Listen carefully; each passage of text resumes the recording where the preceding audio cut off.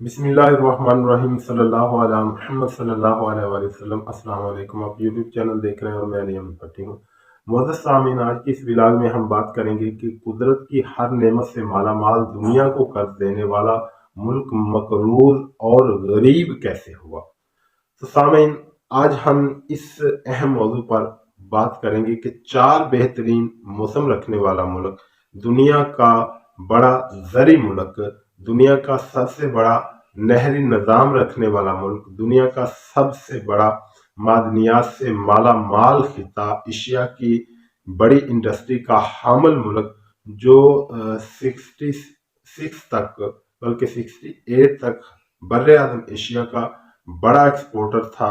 معاشی حجم کوئی 4 بر اعظم ایشیا کے جو ممالک ہیں، Sri Lanka, Philippines, Thailand, Malaysia, Myanmar وغیرہ، ان جیسے کچھ اور ممالک بھی ملا کر یہ سب 6-7 ممالک اکٹھے ہوں تو پاکستان کا جو معاشی حجم تھا یہ ان سے کہیں زیادہ تھا۔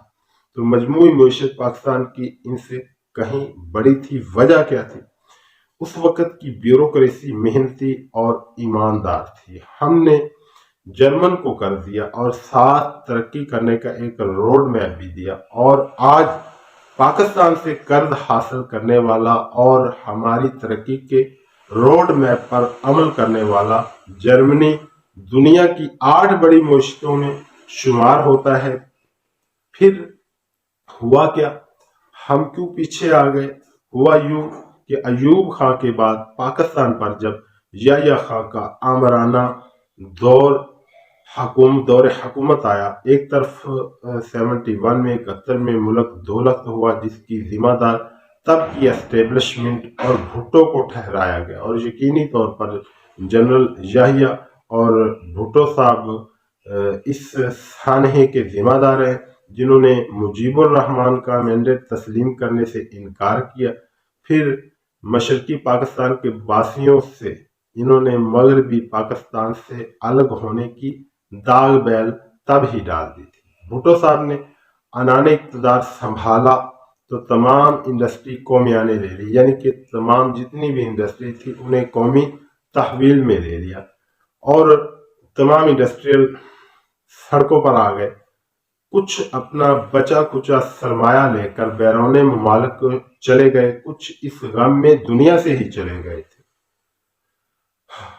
اس کے بعد انہوں نے بھٹو صاحب نے پنجاب کی زمینیں عوام میں بانٹی، اچھی بات، مگر اپنی اور سندھ کی زمینوں کو ویسے ہی رہنے دیا۔ پھر ایک زبردست جمہوری اتحاد کی تحریک کے نتیجے میں کم ہوتی ہوئی مقبولیت سے عامر ضیاء الحق نے فائدہ اٹھایا اور بھٹو کو اقتدار سے الگ کر کے قتل ناحق کیا۔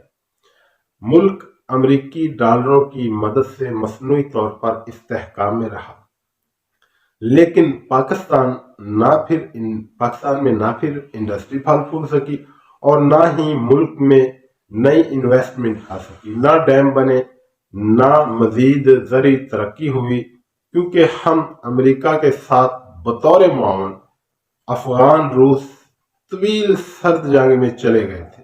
ضیاء کے بعد بینظیر بھٹو، پھر نواز شریف، پھر بینظیر، پھر نواز شریف، پھر مشرف صاحب کا 9 سالہ مصنوعی عارضی استحکام رہا، کیونکہ یہ جو فوجی دور ہوتے ہیں ان میں جو ملکی استحکام ہوتا ہے وہ حقیقی نہیں ہوتا، وہ مصنوعی ہوتا ہے۔ مشرف صاحب کے دور میں میڈیا نے ترقی کی، انڈسٹری نے ترقی کی، ملک میں روزگار بڑھا، کنسٹرکشن انڈسٹری نے ترقی کی، لیکن زراعت نے بھی ترقی کی، لیکن اس پر جو کہہ لیں کہ ہم قابو نہیں پا سکے، اس جو ترقی کو ہم مضبوط نہیں کر سکے۔ پھر کیا ہوا؟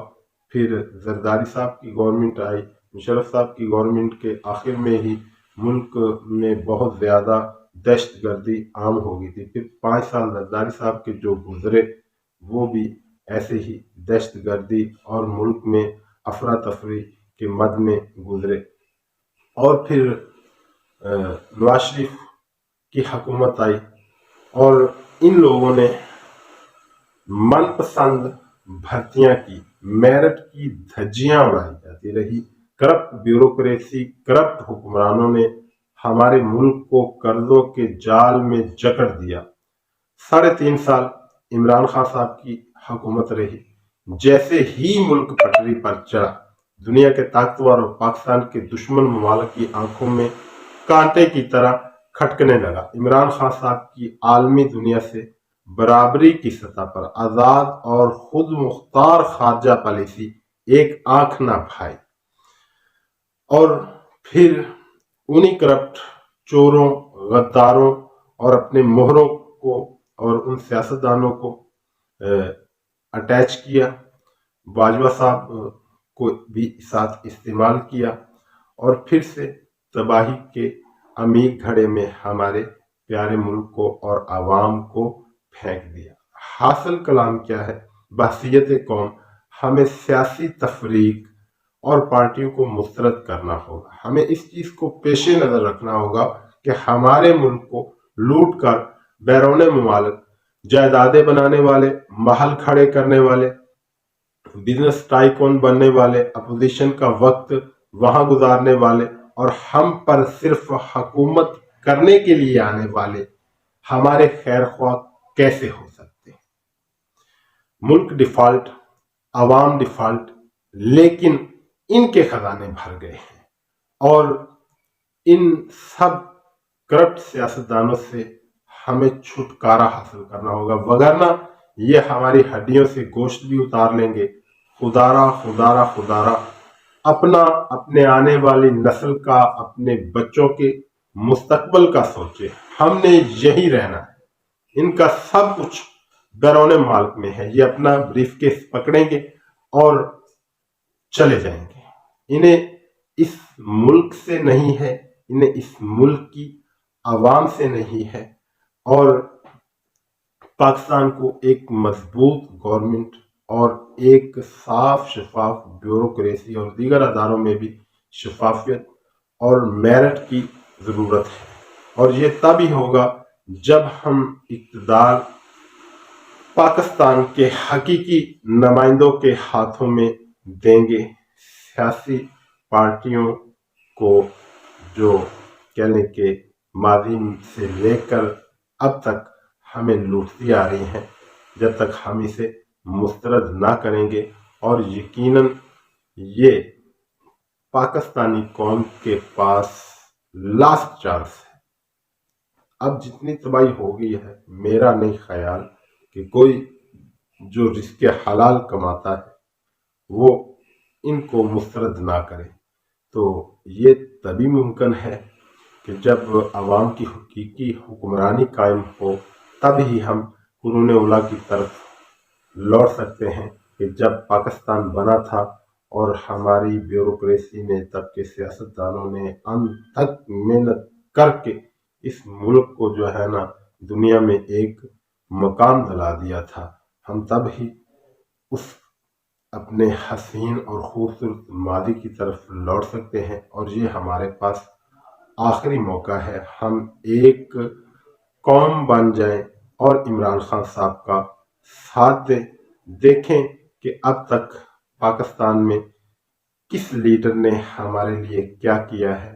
सबकी जायदादें बैरून मुल्क है, लेकिन उस शख्स का जीना मरना पाकिस्तान और पाकिस्तानियों के लिए है, ना ही उसका कोई बेटा या उसका भतीजा या उसके कह लें कि करीबी अजीजों में से उसकी सियासी जमात का कोई जानशीन है।